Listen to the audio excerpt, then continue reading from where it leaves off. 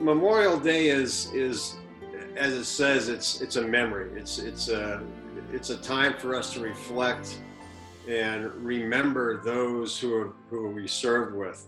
It's not a happy Memorial Day. It's not really a happy day. It's not supposed to be. I didn't know what the true meaning was until after my husband passed away. Nobody had ever told me what it was about. So I think we need to bring that back. The education system needs to bring it back and teach our kids what the true meaning of Memorial Day is. I guess that Memorial Day is a day when we stop and think about all the guys that were wasted. I guess that's the word I want to put in there. They get killed. It's a time of remembrance. It's not, if you really want to know what it's about, go to a national cemetery, go to, a local cemetery like in Utah, Fort Douglas or Camp Williams, and just kind of look around and see, some of the people who lie and rest there. Well, it's my father. He served in the Air Force.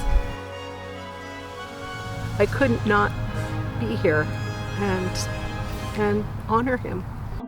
My husband's at Arlington, so when you go to Arlington, you see rows and rows and rows for as far as you can see of men and women who have died for this country. My husband Tracy went in right after high school, and he ended up serving 26 years. This was going to be his last deployment, and he was planning on retiring when he came home. When someone dies in uniform, they're all the same. They're all heroes. The military meant a lot to him. It was his civilian job. When he was little, and he used to tool around in a uniform when he was like 6 years old. So there was never any doubt what he was going to do. He was going to serve. My husband was going to be a Marine no matter what. He was going to stay in as long as the Marine Corps would have him. He loved it. He was very proud to have been a veteran. He loved it. He loved the Navy. So I don't know.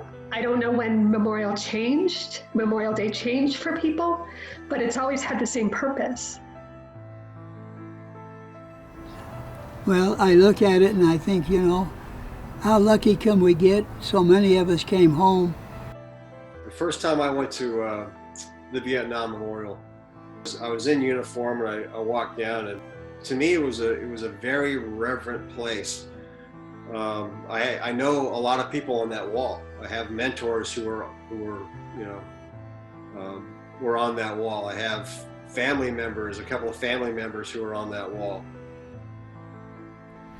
We need to remember them because they fight for our freedom, they fight for our country, and they're courageous and inspiring.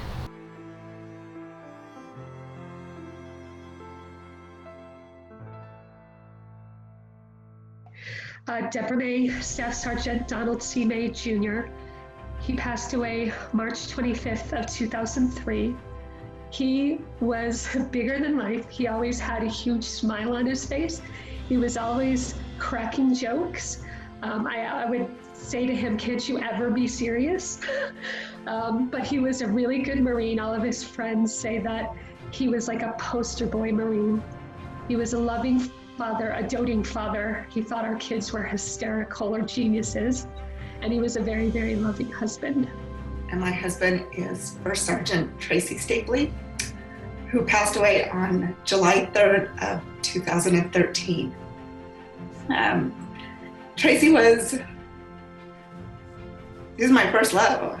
He could play the guitar. He would be amazing because he had a lot of practice with the air guitar between him and his daughter playing it. He did anything and everything for his family. And he was there for his soldiers. We're proud of him. In fact, some days that's all we have is our pride. We're proud of Tracy for his service.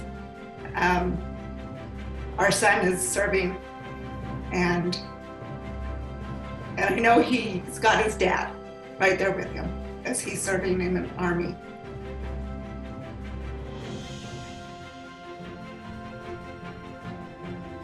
It's been said over and over again, is the cost of freedom, a lot of that has been paid by the blood spill of people in service. I guess, just remember how many people died because they didn't have any freedom. And that's the most important thing you can remember. Now, freedom is pretty damned important. I think you have to say, I'd give my life for it.